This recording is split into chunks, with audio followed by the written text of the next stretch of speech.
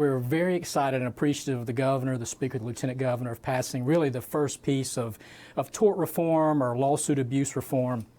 And it put in perspective with me the other day when I realized it was 20 years ago this year that the Georgia Chamber worked with Governor Perdue to pass the first round of tort reform in Georgia.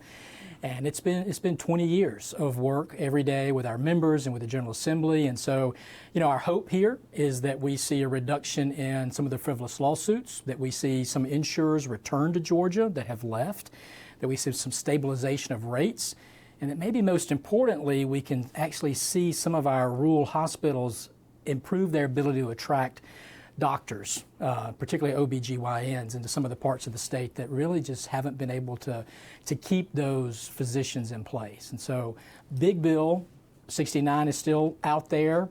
Some other bills that are still in that space, but the governor's Senate Bill 68 was a huge win, a huge step.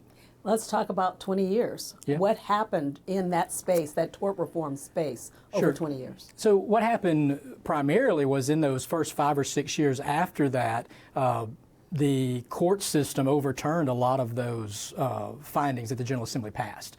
And the General Assembly, for whatever reason, we didn't come back and fix them when the courts pointed out that there were flaws out there. And so between that and then a lot of new calls of actions being passed at the same time, the business community suffered through that. We made our points, but it wasn't until about 3 years ago that we decided that we really needed to engage differently.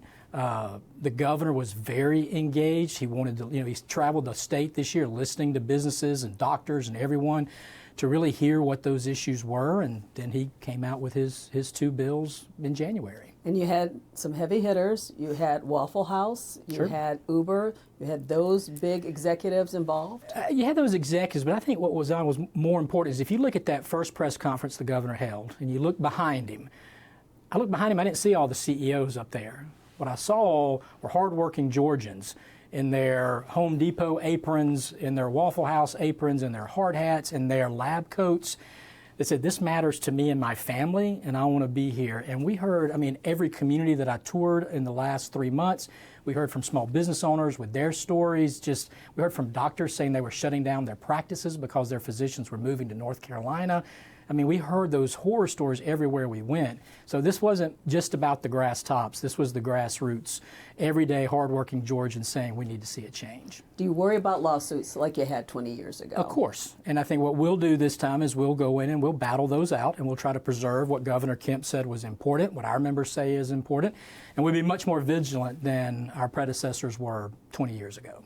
Let's talk a little about insurance reform. So that is something that people are saying that's next year. What are your feelings about that? So I think we have to, first of all, we need to make sure that these changes that go into 68 and 69 have chance to work. What we saw in Texas, what we saw in Florida is that those rates did come down. In Texas, they saw med-mal rates go down 54%. Took 2 years, but they saw them go in. So listen, last year, I consider what the governor passed last year was insurance reform when insurers had to provide all that data to John King. We trust Commissioner King with what recommendations he might come back with as he looks at that data. And so we'll be part of those discussions, but I think we've got to I think we'll see more insurers come back to the market because of what we've passed this year. And the more competition in that market, the lower the rates are going to be. If you only got 2 or 3 companies that are writing, trucking, underwriting for trucking companies, they're going to set their own price.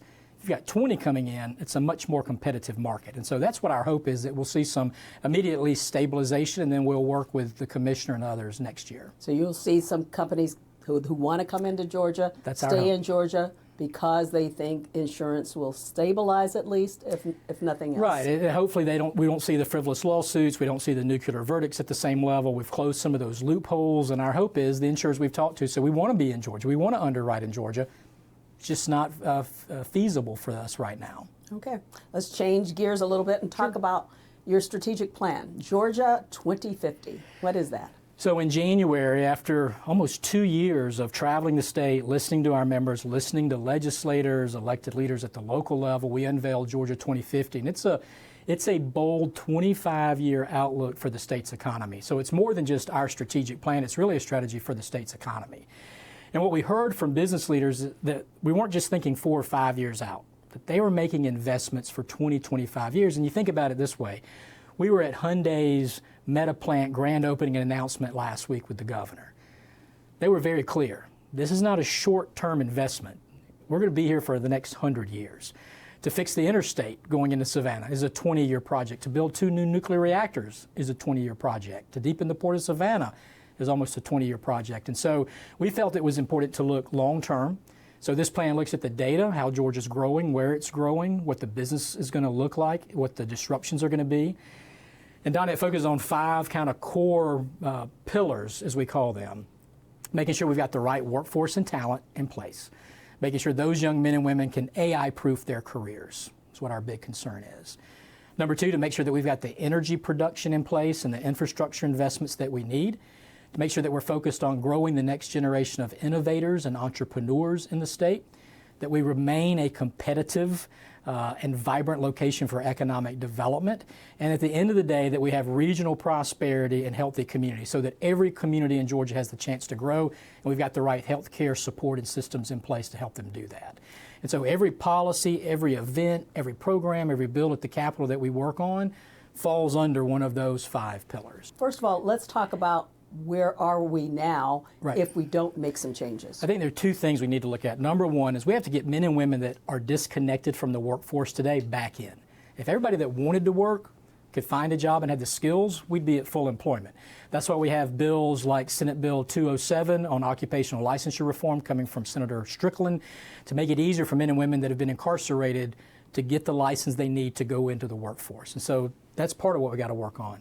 The other part is looking at Generation Alpha, which are our elementary, our middle school kids right now, to make sure that they've got the skill sets they need to be hireable 20 years from now when they get out of college.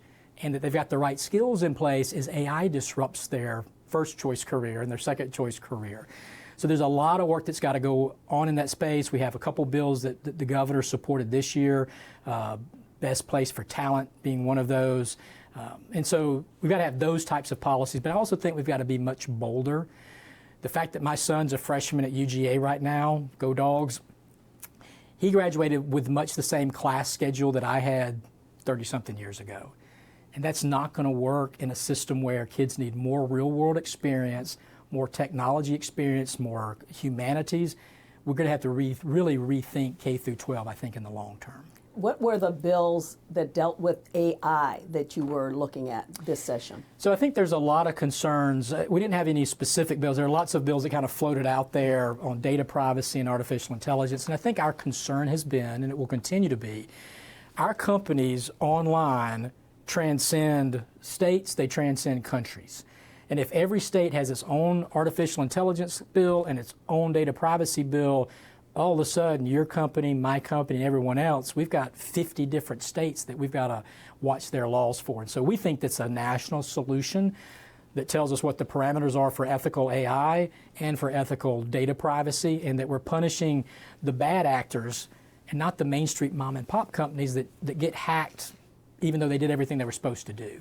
And so that's been a lot of our education at the Capitol this year, is helping legislators understand this is a very big issue, it's a national issue, and let's make sure that if we do pass bills, they look like a bill that North Carolina passed or Alabama passed, so that we're all on the same page. We're almost at sine die. What are you looking for in the next few days? So we still need to pass a couple of bills in tort reform, like the governor's Senate Bill 69 needs to move out of the Senate or out of the House.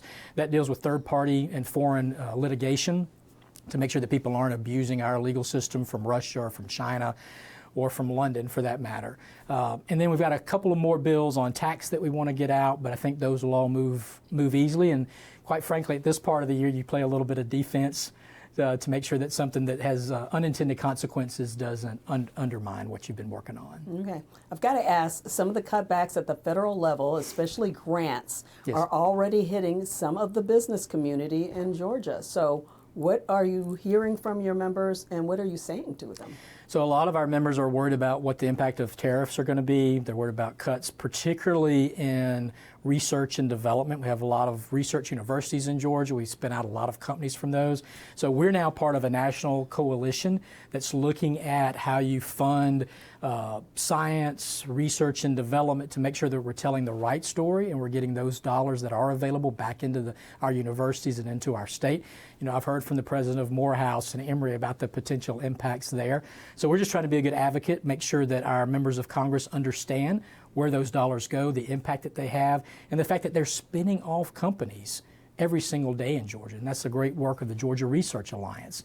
So we're trying to advocate and be a good partner there. And then obviously on tariffs, we're just trying to work with our partners all over the country, all over the world, and make sure that Georgia businesses know what they need to do in order to be compliant and to mitigate or to lessen the impact of any of those tariffs, and continue to talk to our friends in Washington every day about the potential impact.